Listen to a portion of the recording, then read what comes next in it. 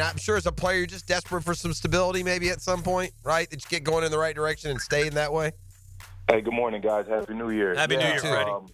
Yeah, I mean, that's what it comes down to. If you look across the board, the teams that are most consistent and retention of players, retention of coaches, typically those are the teams that are most successful. And it seems that it's easy math. But I remember there was a point in time when we would get rid of a coach or an assistant coach under Jack Del Rio every year, and we would get rid of players every single year. And obviously, people get rid of players, but you should retain a nucleus of players. You know, eight starters returning the next year. That way you have that consistency and they understand your system and understand the culture and understand what you want from the team and from a leadership standpoint. That helps eventually build a culture. Look at what the University of Florida did. And I know it's two different levels, but if you can look that they took a shot to retain Billy Napier so they do not disrupt the potential future prospects of what's coming to the program. And that doesn't always guarantee success, but at least you take a shot. Here we have in Jacksonville, it's just been tough sledding. It's been a lot of tough grinding year after year since Coach Coughlin, you know, and we haven't had that consistency that we need. And it's very unfortunate, and hopefully at some point they can get it right there in the front office. That way we can bring the fan base a winning product. Why do you think, Fred, that Doug Pederson was unable to get this offense going in the end? I mean, in your opinion. Well, it was a lot going. It was a lot. I mean, obviously, a lot of things have to marry up, and I don't want to just put it all on Doug. Sure. Like, team sports are a relationship. Yep. You know, it's a push, pull, give, take. But again, you have to also make sure you're on the same page at all times, no matter what. And I think that's what contributes to a successful relationship and a successful team. And there were many games when we would see the players are off, you know, whether it's drops, you know, false starts, all this other different stuff, fumbles, turnovers, etc. And then we'll see games where the coaches were a bit off in calls and in the game plan itself. And it just equated to the season that we just received or the season that they earned collectively. So, and I don't want to chalk it up as bad coaching because I'm not at the practice. I'm not in the meeting rooms. I don't know if the players are taking it serious, or I don't know if the coaches were taking it as serious. Let me ask you, Fred, sorry to interrupt. Let me ask you it this way then. Like, to you have a different eye than you played the game at the highest level. When I watch as a fan, the offense seemed very vanilla, very plain. You watch great teams, man, they draw up these plays that make you go, wow. I could go to Detroit specifically. I mean, every week they throw 4 or 5 of those in. We just never seem, in my opinion, we never seem to have anything out of the ordinary. And Shad Khan talked about a little bit about that yesterday. But to you, did the offense need a little more, I don't know, pizzazz, a little more misdirection, a little more motion, a little more stuff, you know, stuff like that, or not? You know, every aspect of an offense helps the other aspect, right? So if the running game is working, then you can create brilliantly in the pass game, in the play-action game. And a lot of those plays, for example, what you're seeing Detroit run, where they have the stretch plays and the different reverses and the crossers and all of that stuff, you have to have the type of players that can get that done. Yep. Start with Detroit, you're starting with an amazing offensive line. Yeah. You don't have that in Jacksonville. You have some good players, but you don't have the same caliber of great players. And they can do a little bit more because of their offensive line. And then they have an amazing set of receivers. And then their running back. Look at what they're doing. And their quarterback. I mean, he's a veteran guy they tried to write off, but Jared Goff is one of the top quarterbacks in the entire history of the game these last 2 years there in Detroit. So, yeah, you have to have the personnel capable to make those type of plays happen. And, yes, you want to try them, but unfortunately we haven't seen that. I haven't seen that. I've been calling to get rid of the toss play for forever. It's just a play that I despise myself personally. But you do need it every blue moon as a change-up to show them on tape. But again, Doug has always been brilliant offensively, offensive mind. It's just that I believe he doesn't have the personnel capability to go deep in his bag. Because we saw a lot of stuff from Doug in Philly that was brilliant.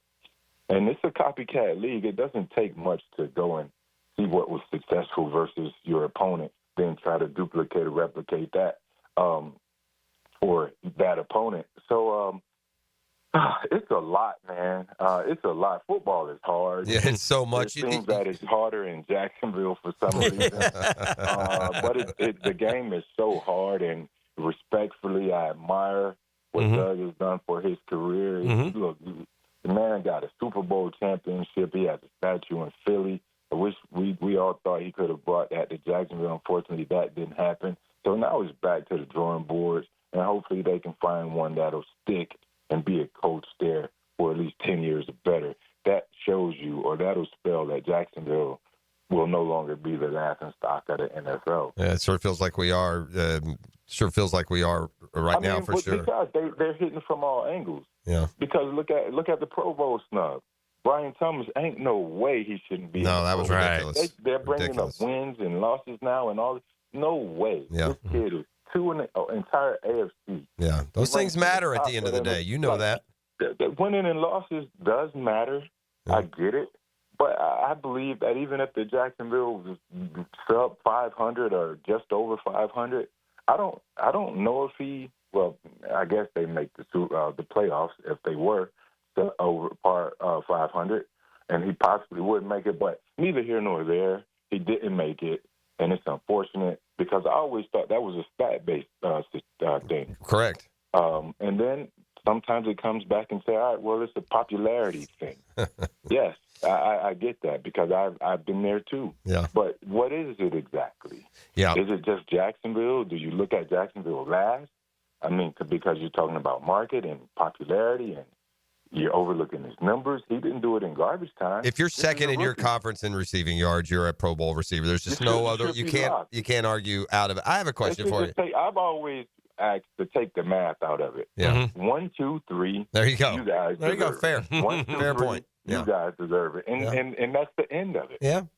That'll solve everything. The fantasy football players will agree with you on that too. Hey, I remember this fact about Mac Jones when he was first having success in New England, and that was, look at the coaches this dude played for in his entire career. Corky Rogers at Bowles in high school, maybe the best high school coach of all time. Nick Saban at Alabama, one of the best college, if not the best college coach. And then Bill Belichick, the GOAT at New England.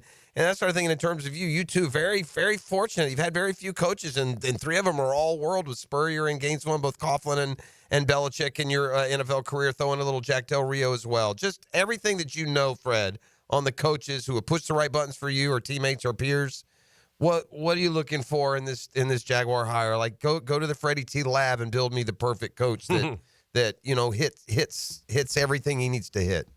Well, the game has changed, but what you do need is a coach that puts integrity first. A coach that's gonna spend time in the building. Although you want him to be a player relatable sort type coach, you do want a coach that's committed to time in the building. I think a coach who would be perfect, and then I'm not just saying this, it's because what I know. I think they should interview Aaron Glenn.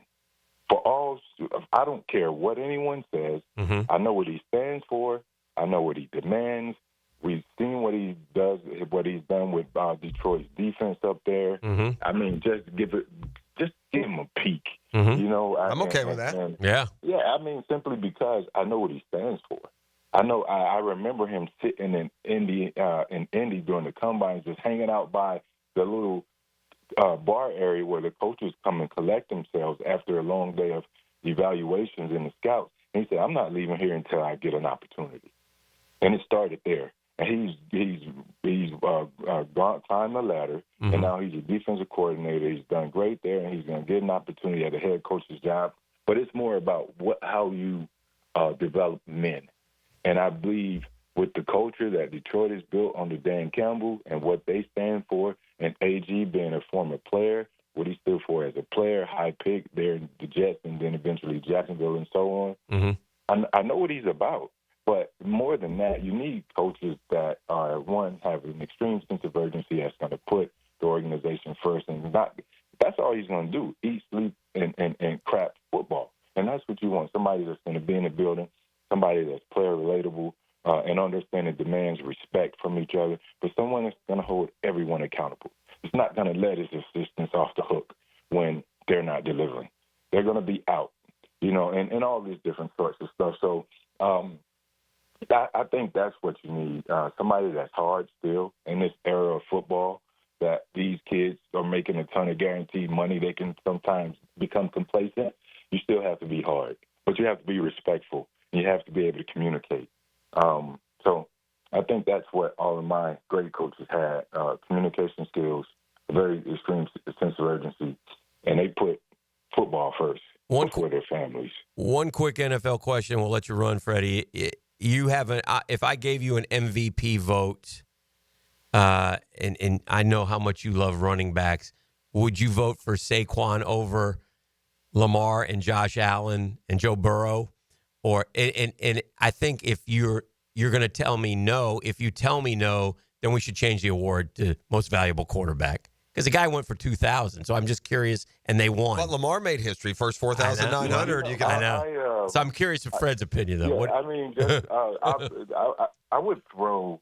I think I would throw the position of it completely out. And in my mind, what Lamar Jackson is, what he's done is we haven't witnessed that ever. Right. And I think those type of seasons, when things like that happen, then you say, all right, this was the most valuable player. Okay. His team is in a great position. The defense is nowhere as good as they once used to be. And everything is running through Lamar. Even Derrick Henry's amazing season. Obviously, they worked well together, but I also thought that without a Lamar Jackson, Derrick Henry doesn't have that sort of season. Without a Jalen Hurts and his ability and mobility, I don't believe Saquon has that type of season. And, no, I love that Saquon did. He's my favorite back, and I have on record, I've said that many, many times. Right. But I would be unbiased and possibly give my vote to Lamar Jackson because I've never witnessed it. Fair enough. It's unheard of. We've seen 2,000 yards. We've heard of 2,000 yards, but 4,000 passing and almost 900 rushing, and the amount of touchdown to interception ratio and his QBR ranks 4 or whatever in the history of the game, and he's running the ball that way. It's just ridiculous. He's in his prime. He's a joy to watch him, man. What a great playoff, great potential second round matchup. Bills Ravens to see if somebody can go conquer the Chiefs. What a matchup that's going to be. Because and by the way, just for a nod to Josh Allen, who I don't think has the complimentary staff that Lamar has, and who with probably less talent has earned the number 2 seed. Right, so he does have that. Although I do remember Baltimore putting it on Buffalo early. They did. We'll see how that goes in the. All right, Freddie. Yeah, that's another part of it. Yeah. Happy New Year, my man. Appreciate you as always. Guys. Thank you. All right, see you, Have Freddie. a good one. There he goes. That's our friend Shake Taylor.